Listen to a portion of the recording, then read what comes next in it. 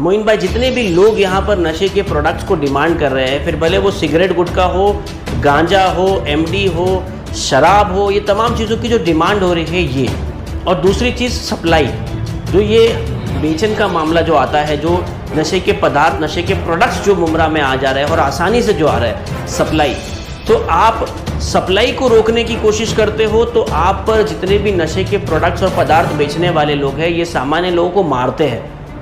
हो सकता है कि ये इंटरव्यू के बाद मुझे भी धमकी देने की कोशिश की जाएगी, लेकिन हमें ये सोचना है कि डिमांड और सप्लाई दोनों पर काम करना है। आपने मुमरा में बैनर लगा दिया नशा छोड़ दो, आपने रैलियाँ निकाल दी नशा छोड़ दो, तो इससे नशा छूटने वाला नहीं है। तो आप ये समझिए कि सप्लाई को रोकने के लिए हमें जिला प्रशासन, महानगर पालिका के प्रशासन को भी लेना पड़ेगा, पुलिस प्रशासन को भी लेना पड़ेगा, और इन पर सिर्फ इल्ज़ाम लगाने से नहीं होगा कि मैं यहाँ बैठकर बोल दूँ कि पुलिस की वजह से नशा बिक रहा है। बिल्कुल नहीं। मेरे कई सारे रिश्तेदार, आपके कई सारे पहचान वाले अच्छे पुलिस ऑफिसर्स लोग हैं, उन पर इल्ज़ाम लगाने से काम नहीं होगा। उनसे मांग करनी होगी कि ये आपकी जिम्मेदारी कि आप ढूंढे नशा कहाँ होता है, और ये कोई छोटा मोटा हवलदार या हेड कांस्टेबल करेगा तो वो तमाम उल्टे सीधे काम करेगा। उसके ऊपर पीआई रैंक का ऑफिसर होना चाहिए जो सीनियर पुलिस इंस्पेक्टर और एसीपी डीसीपी को रिपोर्ट कर सके, तभी तो जाकर बड़े बड़े जो एनडीपीएस के और जो नारकोटिक्स के ड्रग्स के काम हो रहे हैं उस पर रेड कर सकता है वो।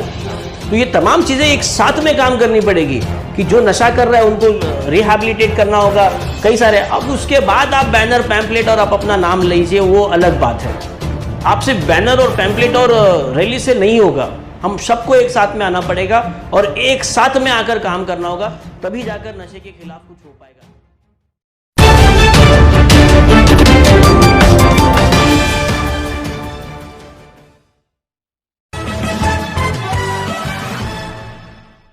हसन भाई, क्या कहना चाहेंगे आप? मुमरा कौसा के अंदर नशा आम होता जा रहा है, चाहे उसके सेवन की बात की जाए या उसके बेचन की बात की जाए। मुमरा कौसा के हजारों युवा जो है वो नशे की लत में पड़ के अपनी जिंदगियां तबाह बर्बाद कर रहे हैं, तो नहीं रुक रहा है मुमरा में नशे का कारोबार और नशे का सेवन। क्या कहना चाहेंगे इस पूरे मामले पे आप? सबसे पहले मोइन भाई, आपका और मुमरा टाइम्स का बहुत बहुत शुक्रिया कि आपने इस बहुत ही संजीदा मसले पर मेरी राय जानने की कोशिश की।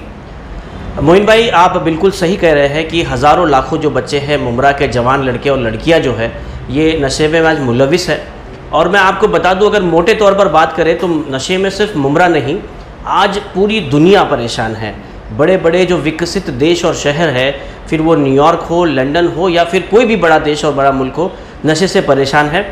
इसमें कोई दो राय नहीं कि मुमरा में बहुत ज़्यादा नशा फैल चुका है। लेकिन हमें ये समझने की कोशिश करना होगा, जितने भी हमारे कौम के, जितने भी जमात के लोग हैं, जितने भी दीन के ज़िम्मेदार हैं उनको, जितने भी समाज सेवक हैं जो ट्रस्ट चला रहे हैं या लोगों की खिदमत करने की कोशिशें कर रहे हैं उनको, इसके अलावा जितने भी नेतागण हैं, यहाँ के नगर सेवक हैं, जितने भी हमारे आमदार है, खासदार है, और जितने भी ऐसे पॉलिटिशियंस हैं जो पोस्ट होल्डर है, इनको भी समझना पड़ेगा। और इसके अलावा जो पढ़े लिखे डॉक्टर, वकील, टीचर्स हैं, इनको भी समझना पड़ेगा कि ये किसी एक या दो आदमी के बस की बात नहीं है। आज प्रेस के माध्यम से कई बार बीच बीच में बार बार नशे को लेकर सवाल उठता है, कुछ कार्रवाइयाँ होती है और उसके बाद मामला फिर सो जाता है, फिर कोई बड़ा हादसा हो जाएगा, फिर मामला उठता है और फिर सो जाएगा। इस अंदाज से हम इस नशे के भस्मासुर को, नशे के शैतान को ख़त्म नहीं कर पाएंगे। दो चीज़ें हैं नशे के इसमें, जितना एंटी ड्रग्स को लेकर हमने काम किया है मुमरा वॉइस फाउंडेशन या यस वी कैन फाउंडेशन के मातहत, तो मैंने ये दो चीज़ें महसूस की कि एक चीज़ होती है डिमांड।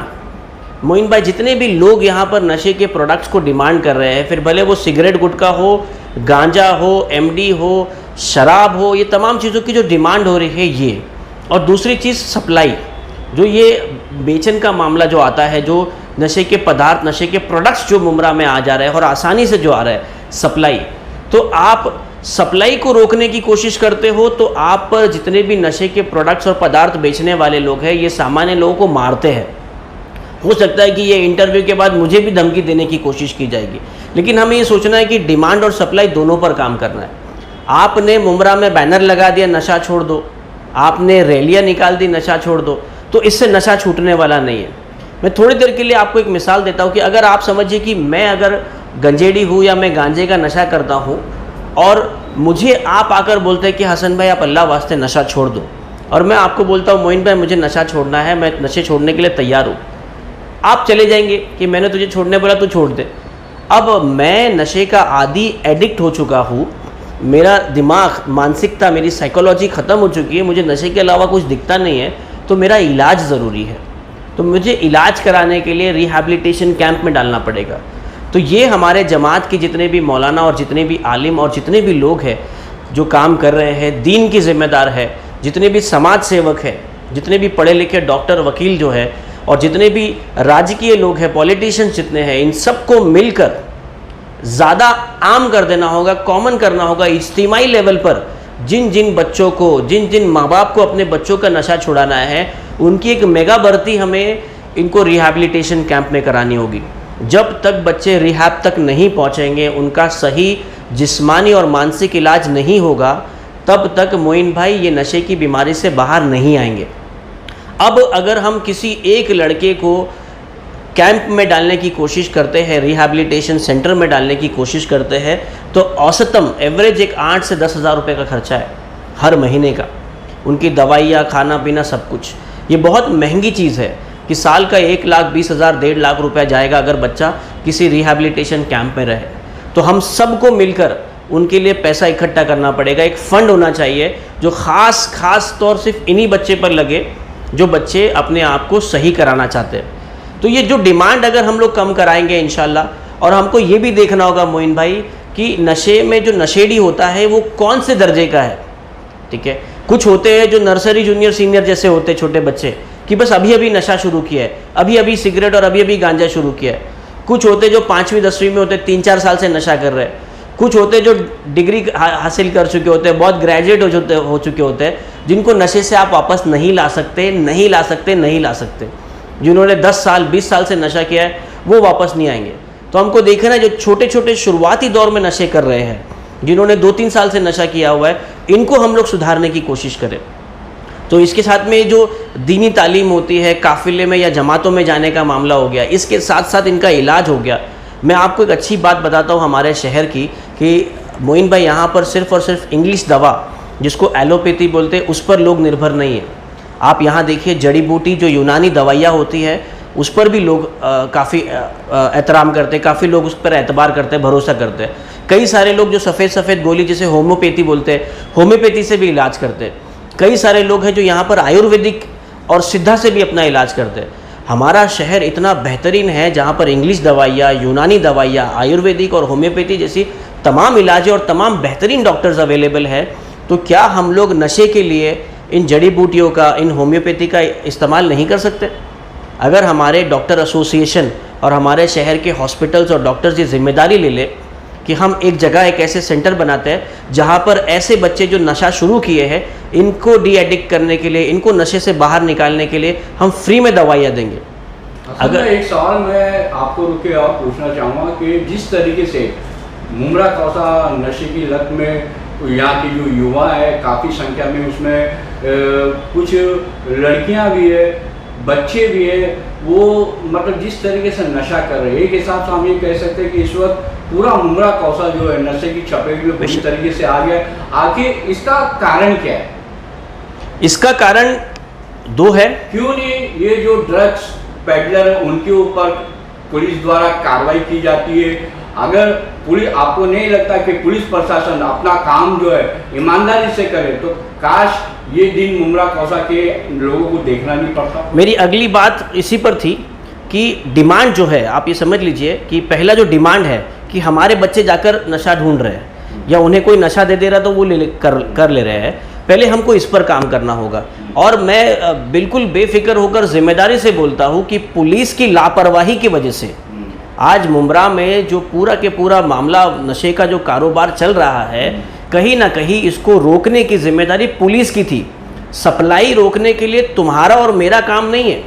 हम जो अपने दो वक्त की रोज़ी कमाने में लगे हुए, वो अगर नशा कौन बेचता है ये पुलिस नंबर दे देगी, आप फ़ोन करो तो वो नशा बेचने वाले तक पहुंच जाता है। और ये सारे लोग कह रहे हैं, आज इतने सारे न्यूज़ इंटरव्यूज़ चल रहे हैं और लोग फेसबुक व्हाट्सएप पर बेफिक्र होकर लिख रहे हैं, तो कहीं ना कहीं ये पुलिस प्रशासन की ही जिम्मेदारी है।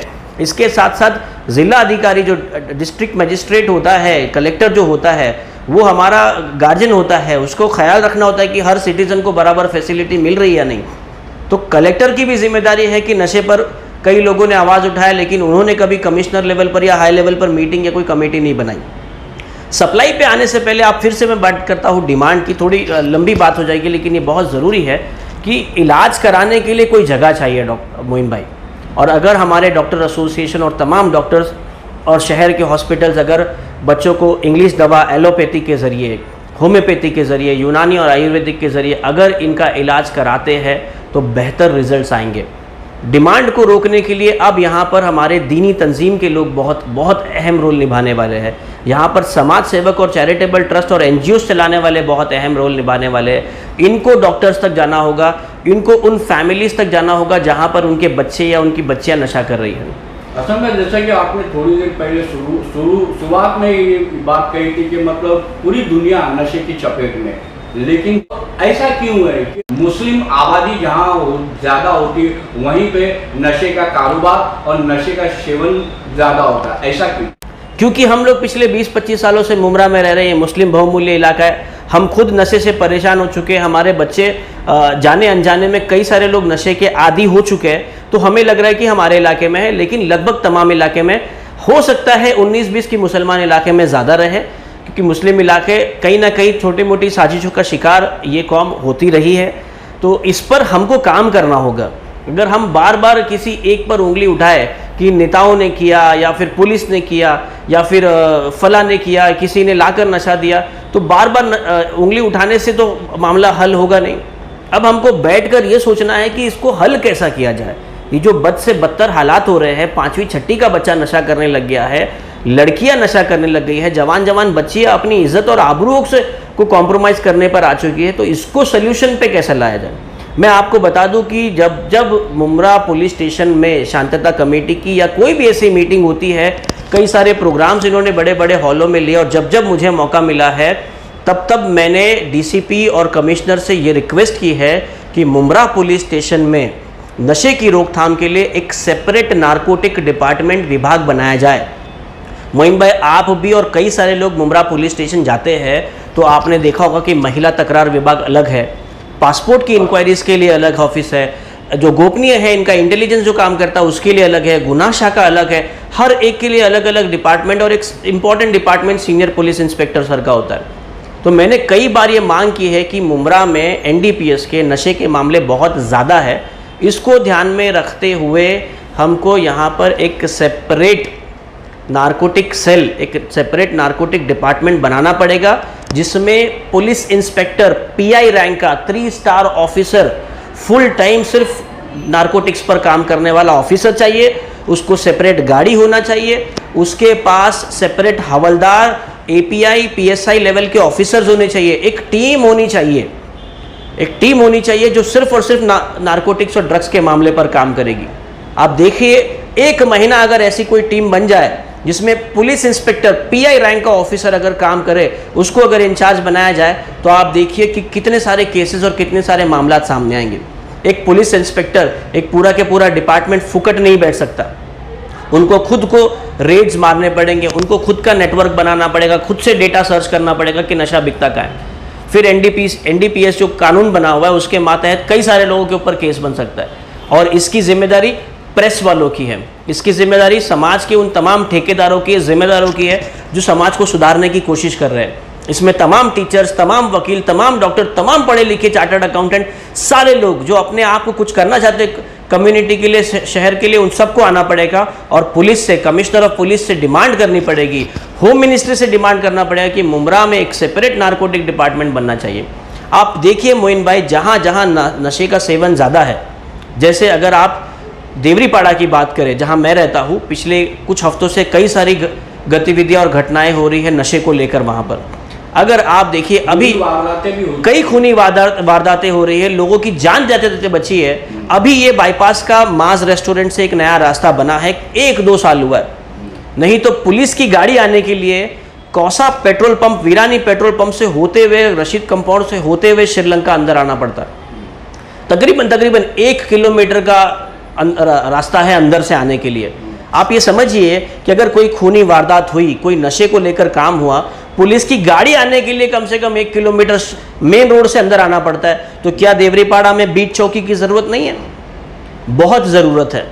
MM वैली जो देवरीपाड़ा के बाद बना है, देवरीपाड़ा तकरीबन 30-40 साल पुराना बस्ती है। आपका कहने का मतलब कि कौसा के अंदर भी एक बीट चौकी होना चाहिए। देवरीपाड़ा के अंदर, रशीद कंपाउंड के अंदर, पहाड़ी इलाके संजय नगर में, चरनीपाड़ा पर बीट चौकी होना बहुत ज़रूरी है।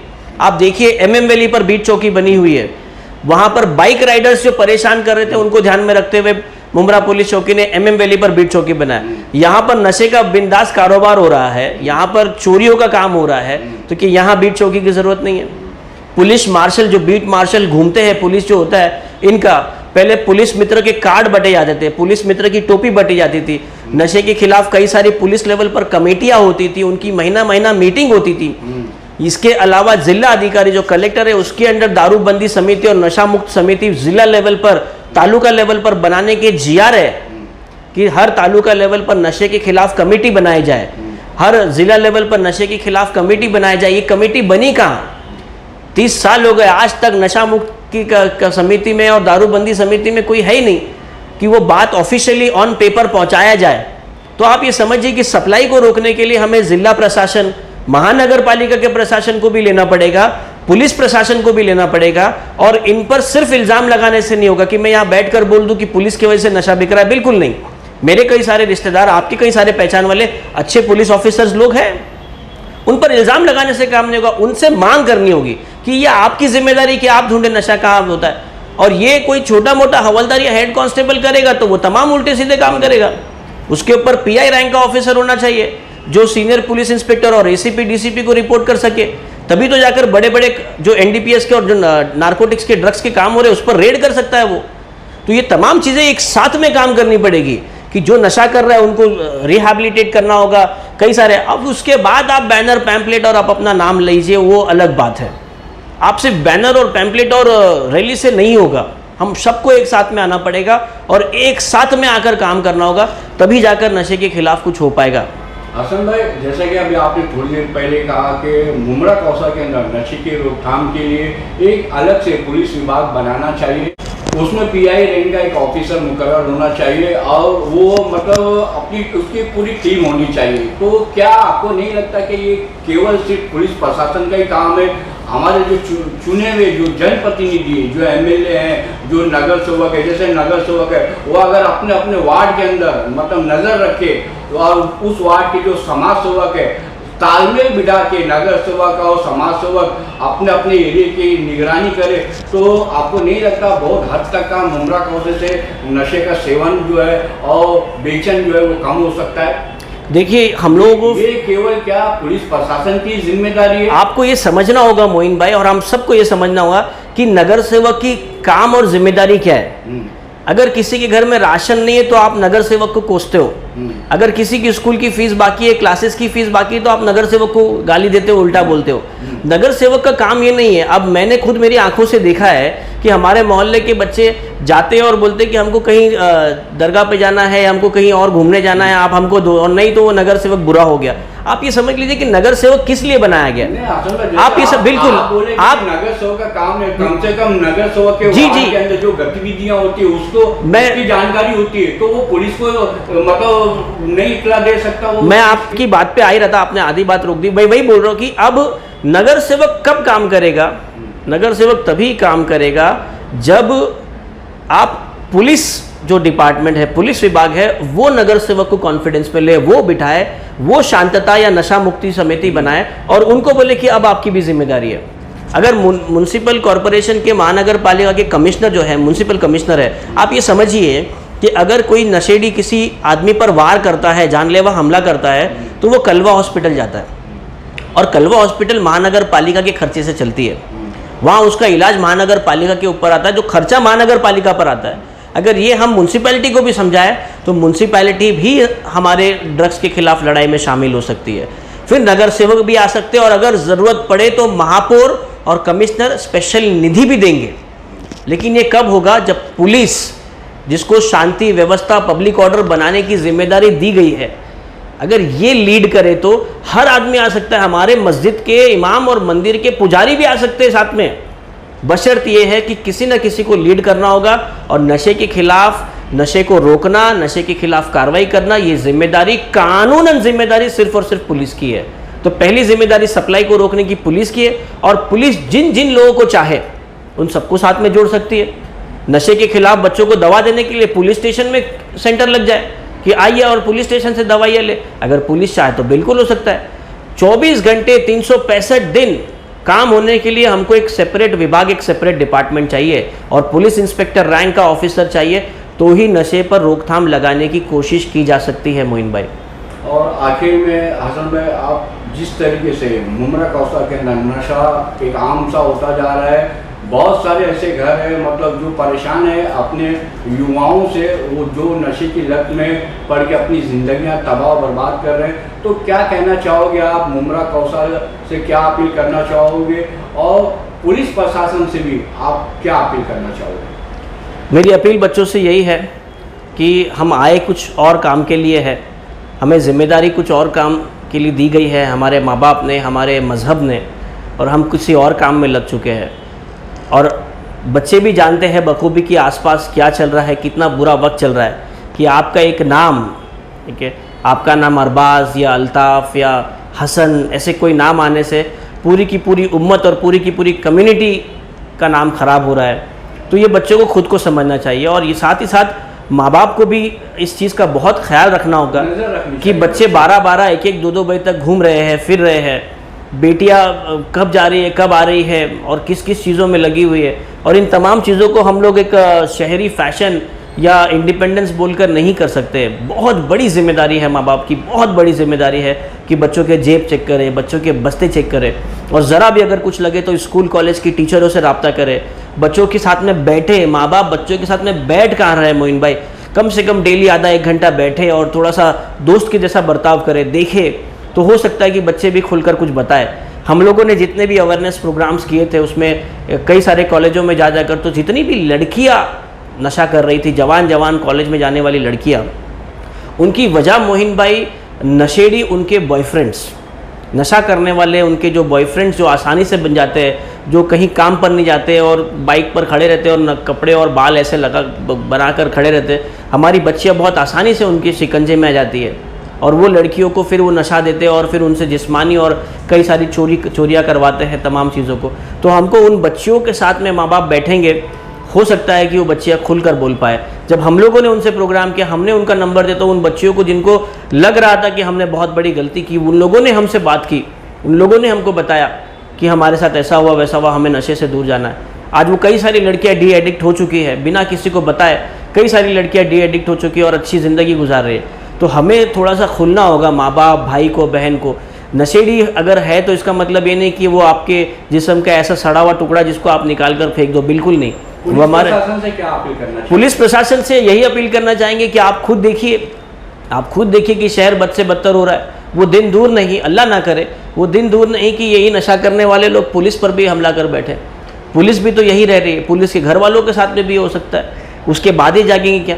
और मैं मुमरा पुलिस स्टेशन के सीनियर इंस्पेक्टर और तमाम पुलिस अधिकारियों से ये रिक्वेस्ट करूंगा कि आप जितने जल्दी हो सके कमिश्नर ऑफ पुलिस या आप डीजीपी और आईजी तक जाए और होम मिनिस्टर से रिक्वेस्ट करें कि यहाँ पर एक सेपरेट नारकोटिक सेल बचे, क्योंकि लोगों को अब भी मुमरा पुलिस और Mumbra police inspector, senior police inspector से अभी भी पूरी उम्मीद और भरोसा है कि अगर पुलिस करने पर आ जाए तो ये शहर बहुत जल्दी नशे से मुक्त हो सकता है। अगर पुलिस चाहे तो इंशाअल्लाह ज़रूर हो सकता है। तो मैं उनसे यही रिक्वेस्ट करूंगा कि जो आपसे बन सकता है आप पूरी कोशिश कीजिए और हम आपके साथ में हमेशा रहेंगे, साथ में पॉजिटिवली आपके साथ में खड़े रहेंगे। आप एक कोशिश तो कीजिए। ये शहर हमेशा से पुलिस को सपोर्ट करता आया हुआ है। हमारी एक पूरी की पूरी तारीख और इतिहास रहा है मुमरा शहर का कि जब जब पुलिस ने आवाज़ दी है, सबसे पहले हमारे यहाँ के समाज सेवक, सबसे पहले यहाँ के राजनेताओं ने पहले लाठी खाई है, बाद में पुलिस वालों के ऊपर कुछ हुआ है। तो ये शहर रेडी है, बस पुलिस वाले एक बार रेडी हो जाए तो सारा काम आसान हो जाएगा इंशाल्लाह।